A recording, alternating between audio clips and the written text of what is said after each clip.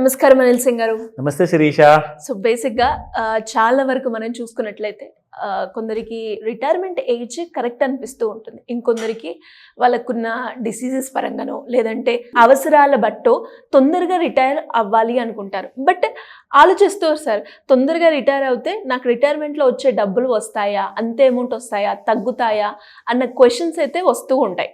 And అలా ఒక ఆలోచన అయితే ఇంకా చాలామందికి కూడా ముందుగానే రిటైర్ అయ్యి ఒక మంచి అమౌంట్ తోటి నేను డబ్బుల్ని సేవ్ చేసుకోవాలి అంటే ఇప్పటి నుంచి నేను నా కెరియర్లో ఒక ఇన్వెస్ట్మెంట్ ప్లాన్ని ఫ్యూచర్ ప్లాన్ కోసం నేను రెడీ చేసుకోవాలి అనుకుంటూ ఉంటారు.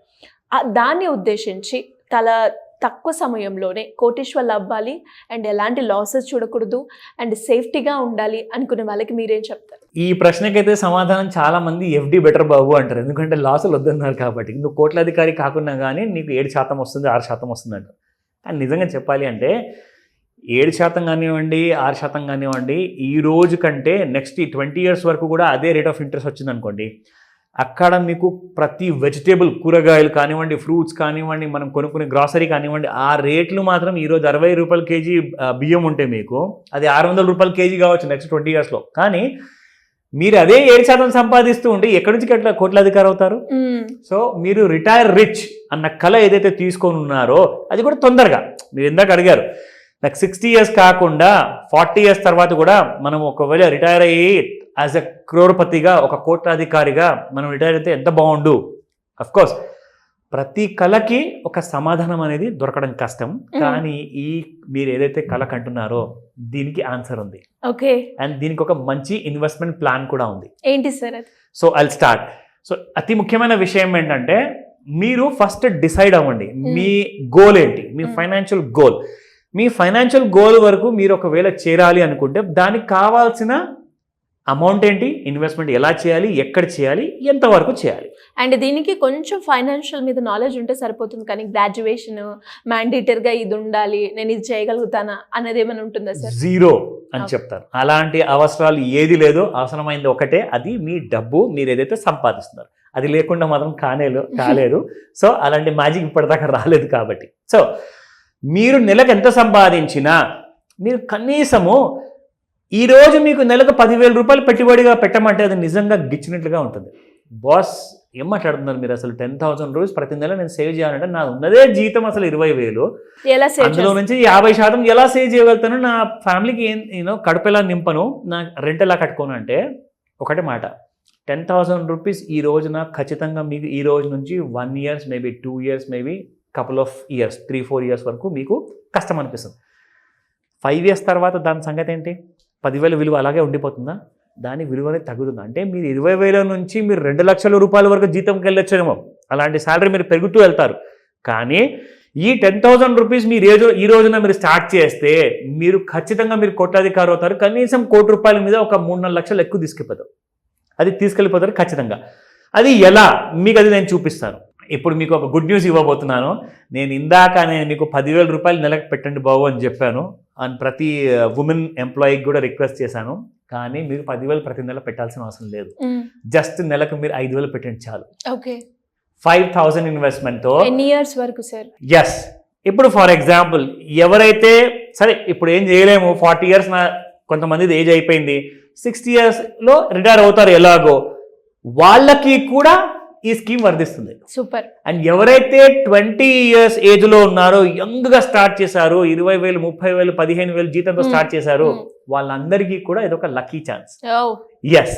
సో ఇక్కడ నేను చూపిస్తున్నాను శిరీష, 22 years వరకు మీరు పెట్టుబడి పెట్టండి. అంటే మీరు 20వ ఏట ఉన్నారు, 21వ ఏటవా, సో మీరు అట్ ద ఏజ్ ఆఫ్ 41-42లో మీరు హ్యాపీగా రిటైర్ అవ్వచ్చు విత్ అ ప్రాఫిట్ ఆఫ్ 1 కోటి రూపాయలు పైనే 3,53,295 రూపాయలు. సో దాదాపు మీరు 1,04,00,000 రూపాయల వరకు మీరు తీసుకెళ్తారు. మీరు ఒకవేళ 10,000 కాదండి, జస్ట్ 5,000 మాత్రమే. సో నేను అందరినీ జస్ట్ ఒక టెస్ట్ పెడదామని చెప్పానన్నమాట. సో మీకు 50% తగ్గింది ఇక్కడ ఇన్వెస్ట్మెంట్ చూసుకోండి. మరి ఇది కూడా నేను పెట్టలేనంటే మాత్రం కష్టం, మినిమం అది. ఎందుకంటే 5,000 ఈ రోజు ఖచ్చితంగా అది కూడా కష్టంగా అనిపించచ్చు.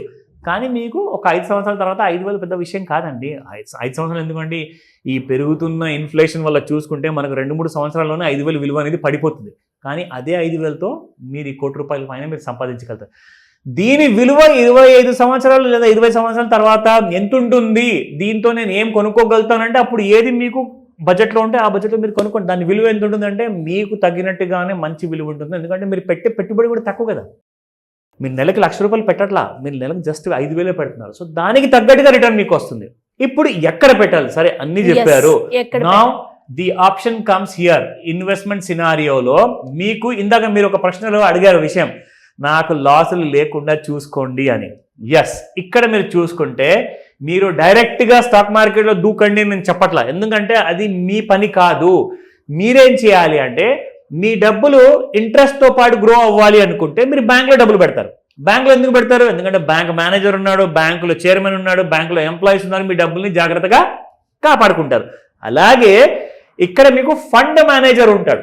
ఆ ఫండ్ మేనేజర్ ఏం చేస్తాడంటే మీ డబ్బుల్ని ఎక్కడైతే పెట్టుబడిగా పెట్టాలో అక్కడే పెడతాడో. అక్కడి నుంచి మీకు పెద్ద రాబడి ఎందుకు ఇస్తాడంటే అతని క్వాలిఫికేషన్స్, అతని చదువు, అతని పేరు, అతని రెప్యుటేషన్ పాడైపోవద్దు. లేదంటే ఈ కంపెనీ పేరు అసలు ఆ ఫండ్ మేనేజర్ సంగతి పక్కన పెట్టండి, కంపెనీనే మీరు నమ్మరు. ఇప్పుడు మీరు ఇండియాలో ఉన్న అతిపెద్ద బ్యాంక్ పేరు చెప్పండి, గవర్నమెంట్ బ్యాంక్లో. SBI. SBIలోనే మీరు ఈ ETF నిఫ్టీ నెక్స్ట్ 50లో మీరు ETFలో ఇన్వెస్ట్మెంట్ చేస్తే గత సంవత్సరంలో మీకు ఎంత ఇచ్చింది తెలుసా? SBI ETF 63% ఇచ్చింది మీకు. నేను ఎంత చెప్పానండి ప్రతి సంవత్సరం మీకు రావాల్సింది? 15%. నేను 60% చెప్పాను. కానీ మీకు ETF ఒకవేళ 60% మీకు ఇచ్చింది అనుకోండి, సరే 15%తోనే మీరు ₹1,00,00,000 పైన సంపాదిస్తుంటే 60% క్యాలిక్యులేట్ చేసి చూపిస్తాను. మీకు ప్రతి సంవత్సరం ఒకవేళ 60 కాదు 30 అనుకుందామండి. 60 వద్దులే, మరి ఎక్కువ అయిపోయింది. సరే ఇక్కడ నేను 30% చూపిస్తాను, మీకు 50% తగ్గించా. సో ఇక్కడ చూడండి శిరీష, మీరు 22 ఇయర్స్ వరకు పెట్టుబడి పెడితే ₹13,87,00,000 వరకు మీకు వస్తుంది. ఒకవేళ 60% కూడా కాదు 30%. నేనైతే 15% చెప్పాను. సో ఇలా కూడా మీరు చేసుకోవచ్చు. ఇలాంటి మంచి మంచి డౌట్స్ ఏదైనా ఇన్వెస్ట్మెంట్ విషయాల్లో ఉంటే మీరు ఖచ్చితంగా నన్ను కాంటాక్ట్ చేయొచ్చు. అండ్ అదే విధంగా ఎవరికైనా కూడా ఈ చార్ట్ యొక్క అనాలిసిస్ తెలుసుకోవడం కావచ్చు, లేదు అంటే ఇన్వెస్ట్మెంట్ గురించి, రిటైర్మెంట్ కావచ్చు, లేదంటే పిల్లల సేవింగ్ గురించి కావచ్చు, ఒక మంచి గైడెన్స్ కావాలి అనుకునే వాళ్ళు ఏ విధంగా మిమ్మల్ని అప్రోచ్ అయ్యే ఛాన్స్ ఉందంట? ఈ 28th జూలై రోజున మీకు ఒక లాస్ట్ అండ్ గ్రేట్ ఆపర్చునిటీ ఉంది. ఒక ఫ్రీ డెమో క్లాస్ ఉండబోతుంది.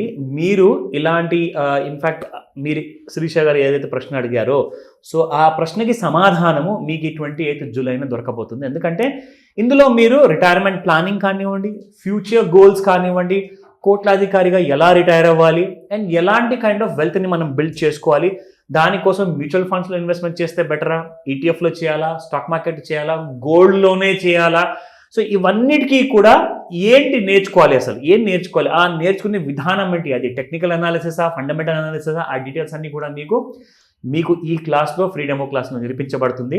సో మీకు ఈ వీడియో కింద ఒక గూగుల్ ఫామ్ ఉంటుంది, దాన్ని మీరు ఫిల్ చేసేసి జెన్యూన్ ఇన్ఫర్మేషన్ ఇస్తేనే మీరు ఈ ఫ్రీ డెమోకి ఎలిజిబుల్ అవుతారు. ఇమ్మీడియట్గా స్క్రీన్ పైన కనిపిస్తున్న నంబర్కి మీరు కాల్ అయితే చేయకండి, నంబర్ చాలా బిజీగా ఉంటుంది ఈ మధ్య, కాబట్టి వాట్సాప్ మెసేజ్ పెట్టమని చెప్తాను. మీకు పూర్తి సహాయాన్ని మా టీం అందజేస్తారు. Thank you sir, thank you so much. Welcome Sirisha.